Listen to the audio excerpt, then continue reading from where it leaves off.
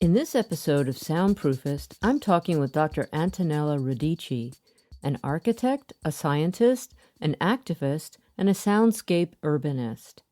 She's based in Berlin, and she's the leader of the Hush City Mobile Lab and of many sound walks in European cities. This is part one of a two-part conversation. In this first part, we're going to talk about the Hush City app, how it evolved, how you can use it, and how it can help city governments with urban planning. Hi, Antonella. Thanks for speaking with us today on the Soundproofist podcast. I'm really looking forward to introducing people to your work and how listeners can also contribute to the different projects. So, tell us about the Hush City app. What inspired you to develop it? Yeah, thank you so much for having me here. It's a great honor. I'm happy to talk about the Hush City app project, and it would be great if you could involve more people in the project. So the Hush City app empowers people to identify, evaluate, and contribute to plan quiet areas in our cities. And as you might know, protecting quiet cities is very important, is an effective measure to reduce noise pollution, which actually is the second environmental stressor after air pollution affecting our health in cities. And the importance of protecting quiet areas has been recently recognized by the guidelines launched by the World Health Organization just on October the 10th. And also it's recognized by the European Directive on Environmental Noise. How we can protect quiet areas? First of all, we need to identify the quiet areas that need to be protected.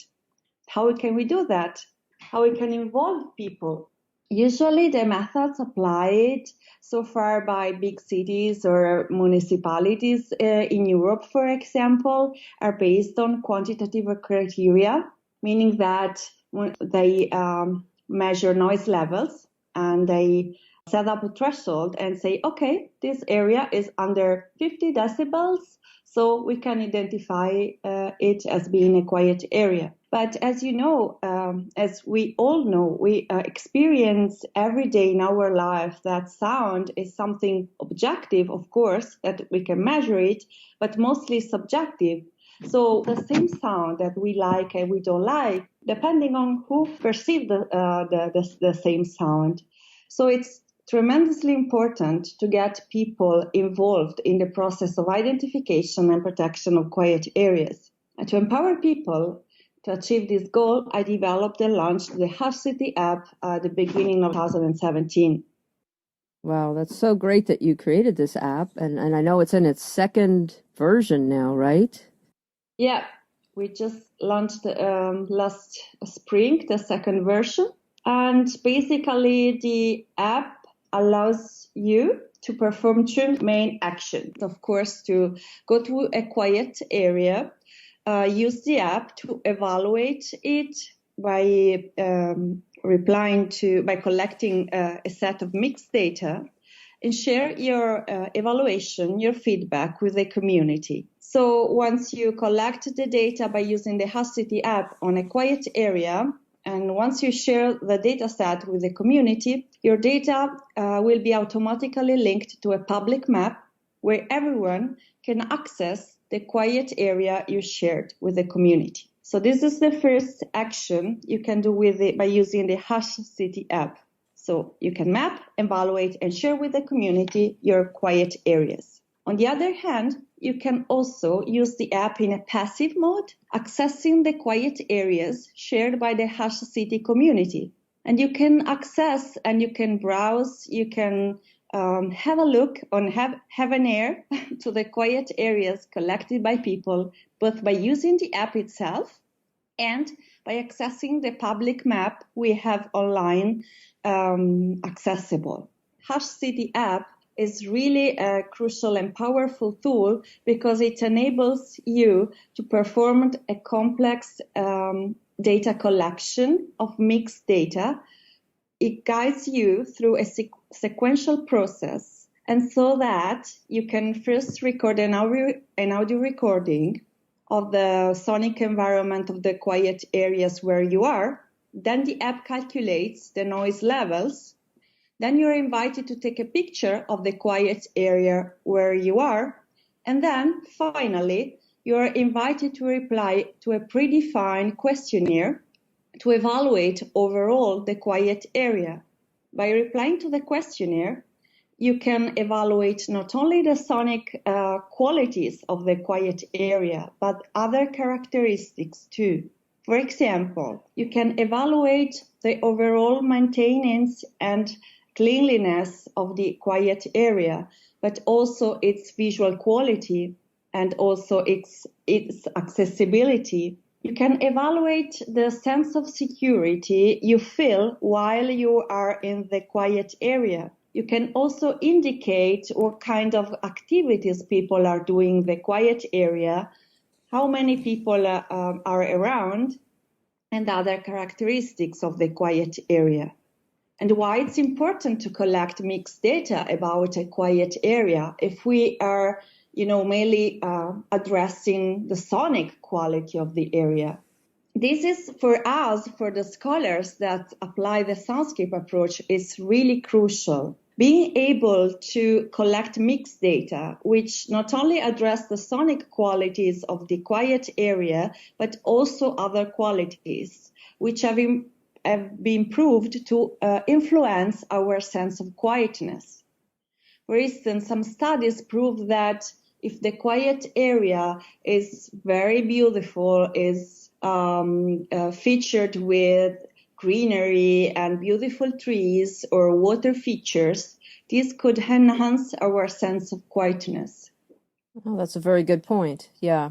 Now, when I have experience using the app, I find a place that's quiet and then suddenly someone starts doing a drilling noise in a house nearby, or I notice that there are cars driving by or a motorcycle. And so I noticed that in your app, you're able to also, make a notation about these things. Like it might be quiet, but then there's something that's a little bit irritating. And is this data that's also useful to you to know that it's sometimes quiet, but sometimes very, not quiet? Yeah, that's very important to me and to us for the overall evaluation of data collected by people. The sonic environment is not fixed. Of course, it changes according to the activities performed in the environment and to other features which are not under our control every time and every day. So the app allows you, gives you the possibility also to collect multiple data sets on the same spot at different time of the day or of the week, so that we could, and also people can, compare the data and understand when that specific quiet spot is most quiet for them. And I want to introduce another topic which is crucial and central to my research. So the concept of quietness. What is quietness for you? For me? Or just in general, yeah. What is quietness? Yeah, I'm curious to ask you, because you were talking about your experience with the app. So I'm curious to ask, what is quietness for you? Because one of the goals of this project is also to understand what is quietness for people. So we want to implement through the Hush City app a bottom-up, a participatory approach, also that could contribute to the definition of quietness. Yes. Well, I think that is true. Everyone does probably have a different idea of quietness. And for me personally, quiet is when you can hear birds singing, but that, so that's different than silence. Quiet is not silence, total like anechoic chamber silence for me. It means that you can hear natural sounds. I don't mind the sound of people walking by and low voices and birds and the sound of someone playing with their dog or something. To me, that's still quiet. It's when you have a big cement mixer or a drill going, or someone is revving the engine of their car, then suddenly those sounds, because especially they have the lower frequencies, they're more disturbing, right? And those are the ones that are more harmful to our health as well. So I think for me, it's not silence, it's light background noise. Mhm.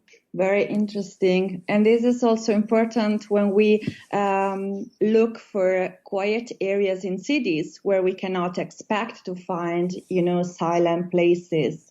But still, we need to be able to find relief from the hustle and bustle of the city, from the noisy city life. And so the access and the provision of quiet areas is also crucial for our health and well-being. And as architects and urbanists, we have the responsibility to contribute to the creation of healthy environments in our cities. To be successful in doing this, from my perspective, we need to involve people in the process, in urban planning process, at a greater extent. By taking the advantages provided by the mobile apps, we could really move a step further in this direction. I was also curious to know if this app should be used to identify noisy areas that are problematic. Maybe they could be improved on, or is that a different app? Because that would maybe be mixing up, quiet areas and extremely noisy areas on the same map. Yeah, that's an interesting question, and give me the possibility to expand on the possibilities given by the Hush City app. We recently introduced a new feature to give the users the possibility to filter the quiet areas crowdsourced by the users according to several filters, such as noise levels, perceived quietness, accessibility, time, and also visual quality, and main descriptors used by the users to identify and qualify the quiet areas. This new feature gives the possibility to the users also to map and evaluate potential quiet areas, meaning that they can crowdsource quiet areas which are potentially quiet, but for some reason they don't fulfill their understanding or their concept of quietness. So it could be because in some days or at certain times, the quiet spot is not so quiet, or it could be because it's not completely accessible. It could be because it could be improved from a visual perspective. So depending on the ratings of the people, we could filter the quiet areas and understand which are the quiet areas that could be improved. And I want to add also that the app could be used also by public officials and municipalities, not only when they want to identify quiet areas to protect, but also when they want to identify quiet areas that need to be improved. And also, for example, now we have the public map of the quiet areas crowdsourced by the Hush City community. So imagine that a municipality, the Department of Urban Planning of San Francisco receives a new development project for a certain area of the city. So the public officials could access the public map of the quiet areas crowdsourced by using the Hush City app and double check whether this new development project could enter in conflict, for instance, with the quiet areas identified by the community of the living in the area where the new development project could be implemented. That's a great idea. They could use it and take advantage of the knowledge of people living in the places, because Right. of course they cannot know all the neighborhoods and areas of a city big such San Francisco is, for example.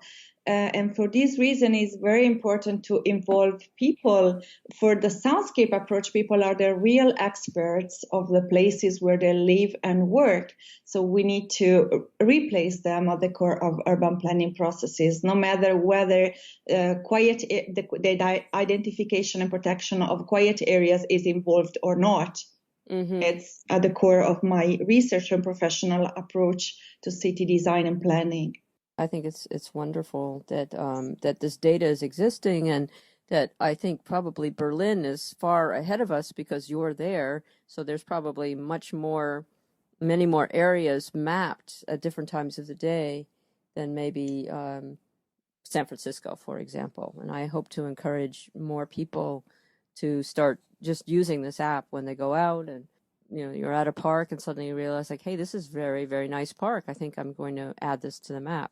Yeah, right here in my pocket. For example, in Berlin, so far people have crowdsourced 170 plus quiet areas. And the municipality of Berlin, of course, now is interested in getting the data, analyzing the data, and potentially including them in the next plan of quiet areas they are working on. So really people can have an impact on urban planning processes if they take advantage of these kind of new technologies available on the market, like the Hush City app. And of course, I want also to mention the importance of protecting data. For us, it's very important to the privacy of our users. So when you want to use the app, you're asked to register only by providing your email address. So we don't ask for any personal data. We don't save or collect any personal data. And you can contribute and participate in the project by collecting and mapping the quiet areas. But at the same time, you're totally in control of your data. So anytime you are not any longer happy with your data collection, you can delete the data sets you collected just through your smartphone, and no one will ask you reasons for doing that. Either you don't have to inform us that you want to delete your data. You just do it. Oh, okay. That's good to know. Although it would be unfortunate if everyone did that. I think if you put something up and then you realize, like, oh, I don't really want to have this up on the map, you can take it down. Yeah, it might happen. For whatever reason, it might happen. So we wanted to give the users the possibility to have to control their data. Okay, that's great. And you can get the app through the Apple App Store and also through Google Play. Is that correct? Correct. Yeah, it's available both on iTunes and Google Play Store, and of course for free. And it's now available in 4 languages. So German, English, Spanish, and Italian. And probably for the Spanish community living in San Francisco, this could be a plus. I think so, absolutely. And the rest of California as well. It's fairly easy to use without having to read a lot of instructions, I think, because I think the first thing that happens is when you launch the app, I think you immediately have access to a microphone. Is that correct? Yes, when you launch it, you access the homepage, and you will find 2 main buttons. One reports map the quietness around you. You have to click on it and just follow the app. It will guide you through the data collection process. So firstly, you will be asked to take an audio recording. Then the app calculates the noise levels. Then you will be asked to take a picture of the quiet area where you are and to reply to a questionnaire. Then, if you're happy with your data collection, you can submit it. Or if you want to use the app to find quiet areas nearby you or worldwide, when you are on page, you can click on the button Quiet Areas, and the background map will turn into black, and you will see colored markers in San Francisco if quiet areas are mapped there. Or you can browse the quiet areas through the list view mode or through the search feature. You can type the name of the city, for example, Berlin, but also New York, Granada in Spain, London, UK, whatever you want, and you can access the quiet areas crowdsourced worldwide. And you will see the colored markers. And if you click on each of the markers, all the data collected on that area by that user will be accessible to you. So you will be able to listen to the sound recorded, read the noise levels, read the user feedback provided for that quiet areas. Have a look at the picture. And so that leads us to the second thing I would like to talk to you about, which is these sound walks that you do. Yeah. And for example, I saw all this information on your site. I think it's part of the Hush City overall suite of information. And actually, can you tell us what is the web address of where we would find all this information on sound walking and the Hush City? The web address is opensourcesoundscapes.org, and you will find a web page dedicated to the Hush City app, and another web page dedicated to the Hush City map, where all the quiet areas crowdsourced by using the Hush City app are displayed and accessible to everyone, no matter if you use the app or not. And you can also have information on the projects I'm working on at the moment.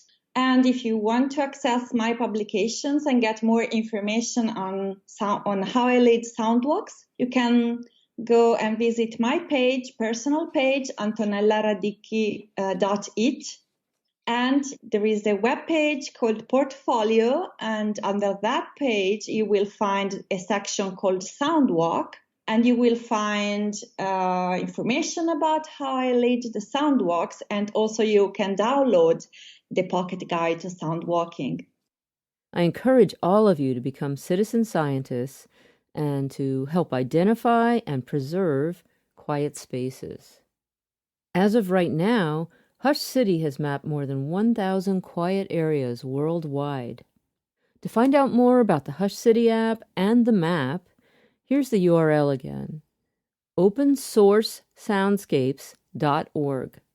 I'm going to continue my conversation with Dr. Antonella Radicchi in part 2 of this podcast, and we'll cover sound walks. Thanks for listening, and stay tuned for part 2.